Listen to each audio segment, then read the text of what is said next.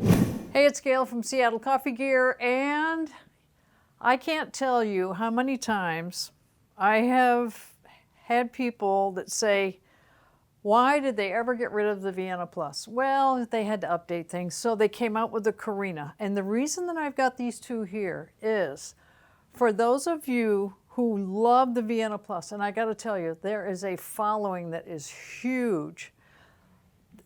This machine actually is just as good. This was a workhorse. This is just as good, but it's in today's market with today's upgrades, and it looks better and everything else. Let's just talk about it a little bit. The Vienna Plus was made, at least 10 years ago for a period of time. And like I said, it was affordable. You could get into a super automatic machine that ground the beans, had the water tank, a few adjustments for very little money. And it's a basic machine. Push buttons for what you're going to get. And this is the volume in the cup. So it's just a turn dial.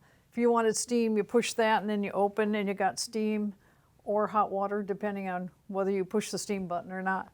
Very, very basic. Spouts went up and down. So let's move over to the Carina, which is its equivalent only in today's market from Philips. This machine has 1, 2 buttons that you can program for how much liquid you want down in the cup. You can also push number 1 or number 2 on each one of these. The number 1 grinds and brews whatever you have it set for once. If you're on 2, it's going to grind and brew twice, the whole process. You don't have to push a bunch of buttons to get it to do that. And what you can adjust on this one is the volume of the ground coffee that goes down to be brewed through. 1 level, 2 level, or 3, and it lights up. These all light up, which is nice. And you can also change the volume of the liquid in the cup. And on the back side, you can get in there and you can actually change the temperature. Sequence of a couple of buttons, and then you can change the temperature as well. On-off button right here. This produces hot water as well and steam out of the Panarello. This had a Panarello as well. The one thing that this has that the Vienna did not is a bypass toaster. You can put 1 scoop of pre-ground in there. Water tank in the front, which is really convenient. I like that a lot versus the water tank back here. That was a little bit of a pain. The other thing that I recall on these machines is there's a gasket down at the bottom and it would start leaking. So it was, first thing you know, you had water spewing all over the countertop. This one has, actually it had 16 or 18 settings on the grinder. This one has 12. This is still far more than most of them today that have 5 to 7. This one has 12. Nice casing, as you can see. Spouts go up and down easily. Panarello.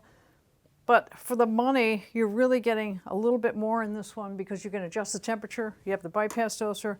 It's nicer looking. The old Vienna, it was great in its day, but this is the one that's built like a tank and is going to take its place moving forward. So I just wanted to point that out to you. You Vienna owners, the parts are very, very hard to come by. There's certain parts we can't even get for these anymore to repair them. So if you're considering changing out your Vienna, consider the Philips Carina, exclusive to Seattle Coffee Gear, but it's just so affordable for what you get. Check it out on our website. Comments down below, and I bet we're going to get a few comments about the Vienna. I know we are. And don't forget to subscribe to our YouTube channel. Thanks a lot for watching.